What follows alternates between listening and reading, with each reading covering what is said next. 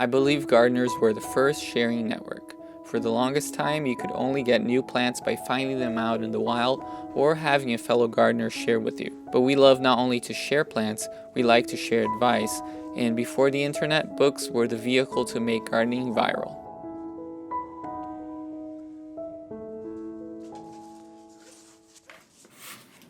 There is always a lot that we can learn from past gardeners.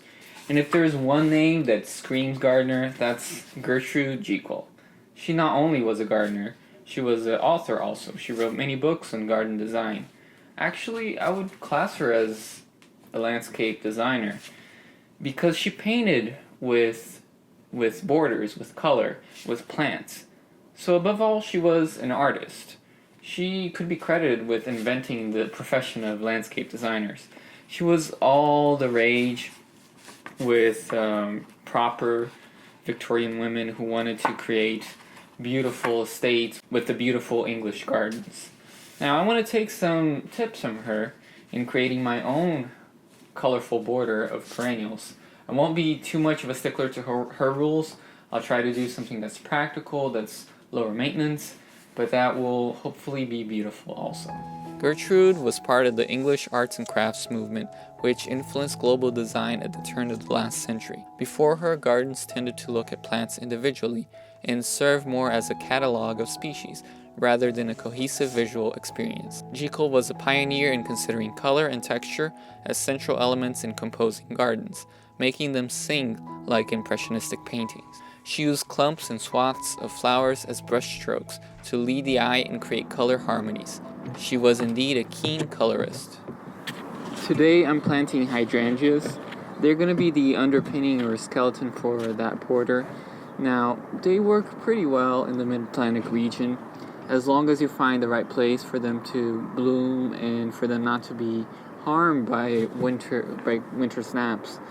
They can lose their blooms if they go through a harsh winter, especially if they're in a shadier position, not sheltered and not south-facing.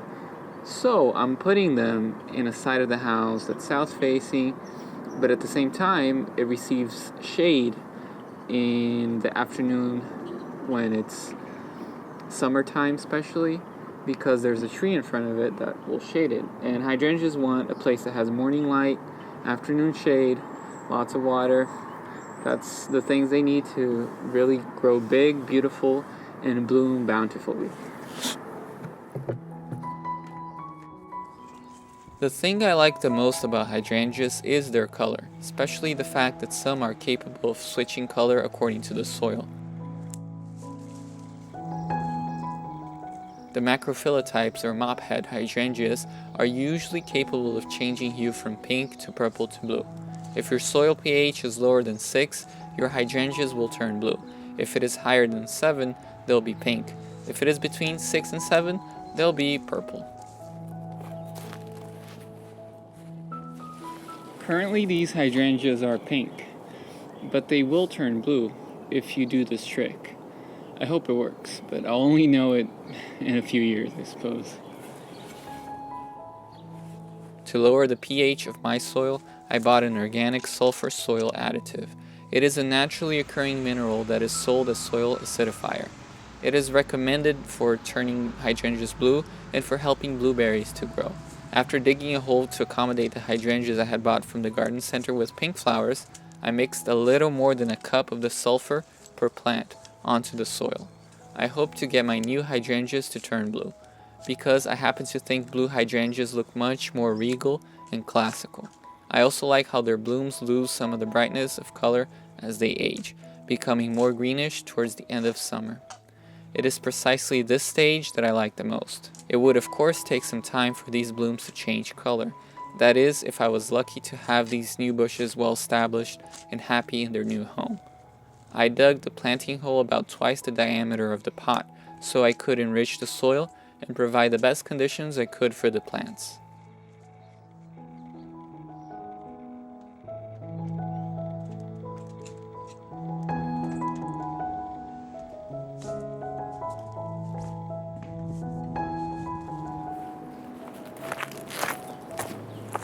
After digging a hole about 2 times the size of the root ball, I like to use a garden fork to gently pry the sides and the bottom of the hole so that the walls are not slick. A shovel usually has the tendency of creating a slick wall, and that doesn't allow for roots to easily penetrate the soil surrounding it, creating essentially another container within the soil. So by doing that, you create air space that will allow the roots to travel freely. After that, it's all about conditioning the soil with a little bit more compost.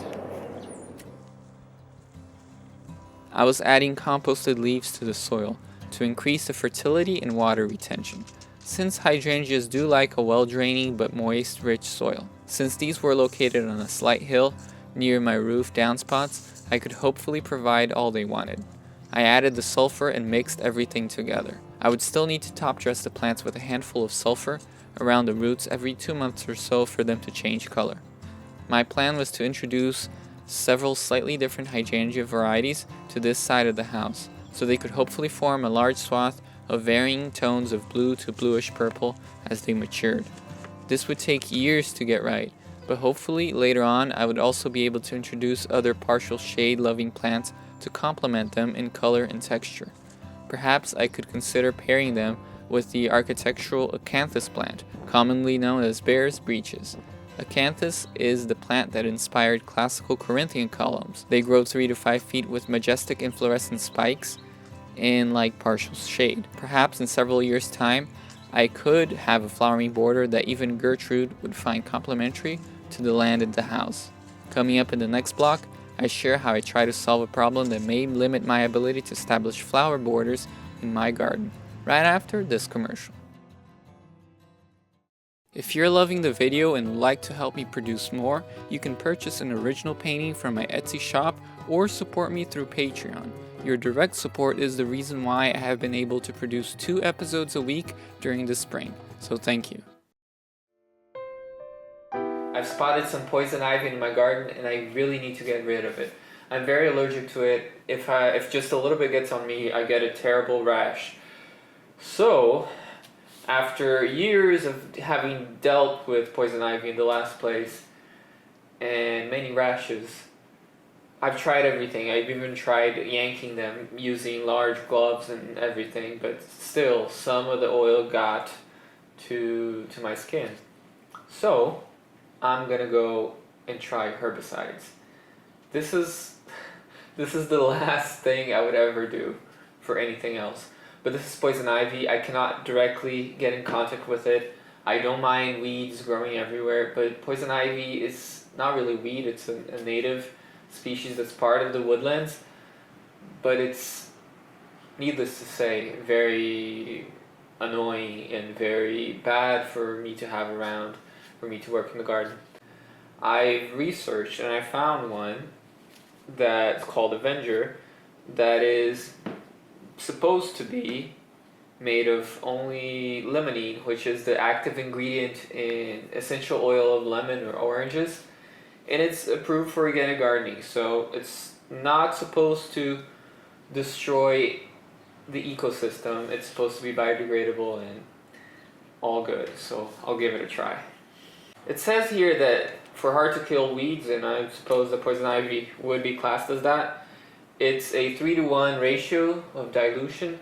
So I'm going to use about a half a cup of concentrate to a cup and a half of water. I think that should be enough. There aren't, gladly, that many poison ivy plants growing. So we'll see. I'll have to spray them more than once in a season to hopefully kill off the plant slowly. This is not a paid promotion and I was never in contact with this company. I am sharing with you my own personal review of the product in an honest way. I usually don't show brand names, but because this is a natural herbicide made from lemon oil, it may help someone who needs a bit of a help with noxious weeds. It is much better for the environment than using noxious chemicals. While it claims to be safe, make sure to use eye protection and gloves when handling it because it is very concentrated and will irritate your skin or eyes. It is a contact herbicide, but not a systemic one. In other words, it will kill only the leaves that it directly get sprayed on, but will not poison the plant systemically.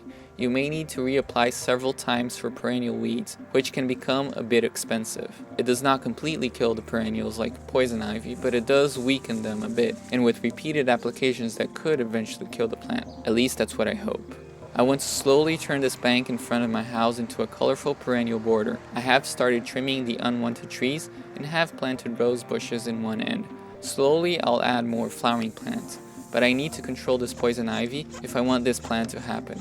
I heard that goats also love to eat poison ivy and could be another natural way of controlling it. Some people are not allergic to them at all and can just remove the plants, but be mindful that the more you are exposed to urushiol, the active allergic oil in the sap, the greater the chances you have of becoming allergic and getting worse reactions. If I'm able to tame this beast, maybe my garden will become what I would like it to be.